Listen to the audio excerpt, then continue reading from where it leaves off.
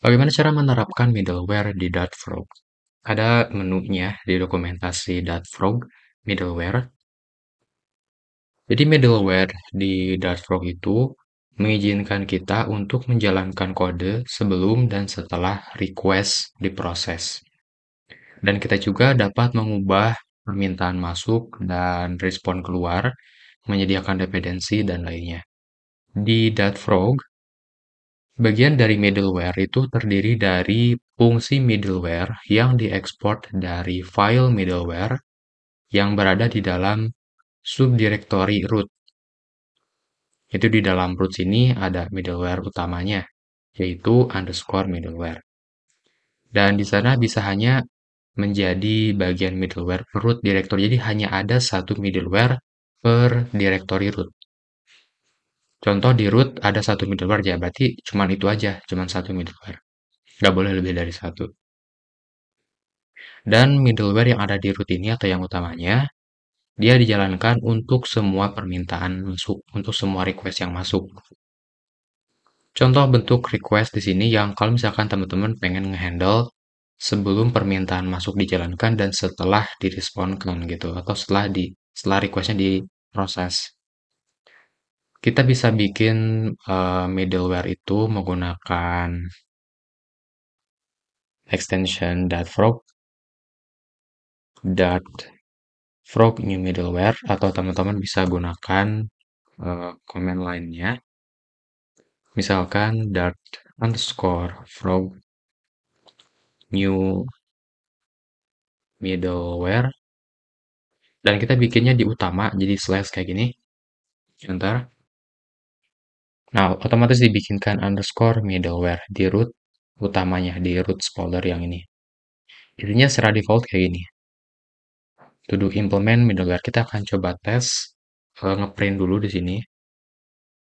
Implement middleware, kita printkan. Nah, kayak gini. Save.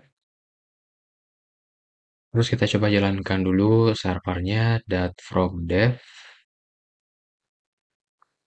Kita coba tes. Kita akses user. Kita cek ke konsol, di sini muncul implement middleware. Jadi udah dieksekusi. Kalau kita eksekusi lagi yang user send, berarti dua kali di request user ini dua kali dijalankan.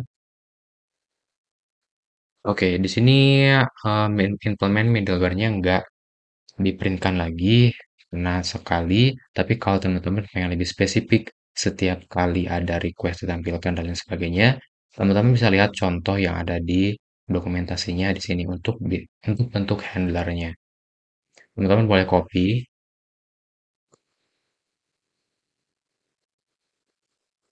Nah, kayak gini. Di sini di dalamnya ada execute code before request dan di sini execute code after request. Dan di tengah-tengahnya ini menjalankan atau memproses requestnya. Di sini misalkan kita print before request is handle, terus after request is handle. Save. Oke, sudah di reload. Kita coba jalankan lagi. Users send. Kita cek lagi ke terminalnya. Muncul di sini before request is handle, after request is handle. Untuk nge-log dari requestnya teman-teman bisa kayak gini, pakai print. Misalkan kita copy yang ada di sini, request atau request process, save. Coba lagi kirim, send. Nah, muncul before request is handle dan di tengah-tengahnya ada request process, setelahnya after request is handle. Jadi kalau teman-teman perlu mengeksekusi sesuatu sebelum request-nya dijalankan, teman-teman bisa implementasi middleware seperti ini. Dan tambahkan di sini apa yang mau teman-teman kerjakan sebelum request diproses dan setelah request diproses atau sebelum diresponkan. Kayak gitu.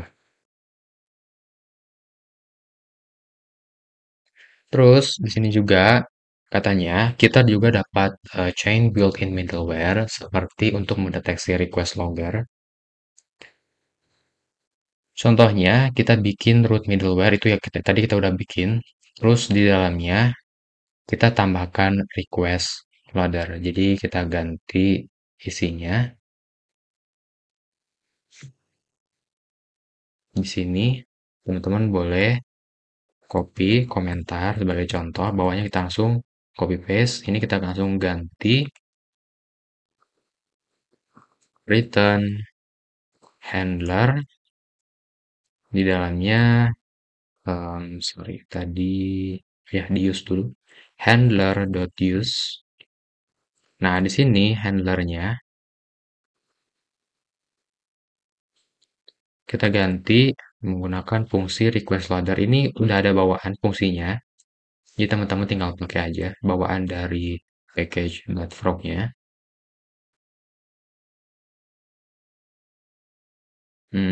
Oke, request request logger aja, save.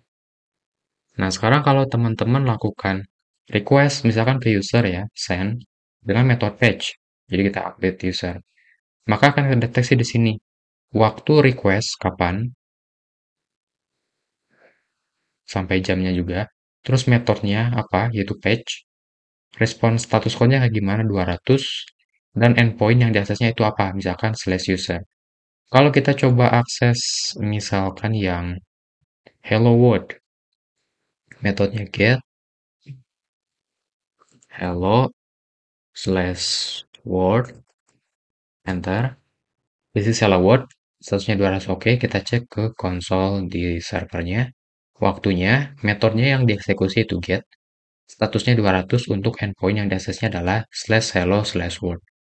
Kita coba lagi bagian yang misalkan post ID comment.